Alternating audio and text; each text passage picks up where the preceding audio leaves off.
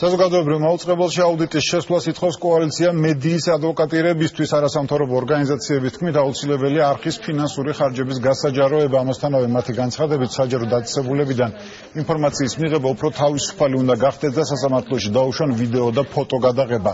დღესვე არასამთავრობოებმა აჭარის ტელევიზიისთვის სამართლებრივი სტატუსის განსაზღვრა მოითხოვეს. დაუგროვდა ტელეკომპანიებს ამდენი ვალი და მათ შორის იყო საზოგადოებრივი მაუწყებელი.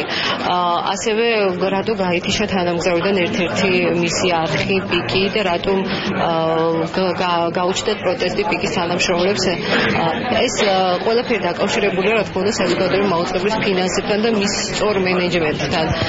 და მათი შემოწმების ერთ-ერთი ლეგიტიმური და სწორი გზა არის საქართველოს პარლამენტმა დასვას არაგეგმიური აუდიტის ჩატარების საკითხი და მოითხოვოს არაგეგმიური აუდიტის ჩატარება და ეს პროცესი უნდა იყოს საჯარო და გამჭვირვალე, იმიტომ რომ არის შეკითხვები, რომლებზეც არ აქვს პასუხები. ყველაზე მნიშვნელოვანი ამ წუთში არის საკითხები, რომელიც ეხება გამჭვირვალე მმართველობას, სასამართლოს ღიაობას, ფოტო, ვიდეო და აუდიო გადაღებისთვის.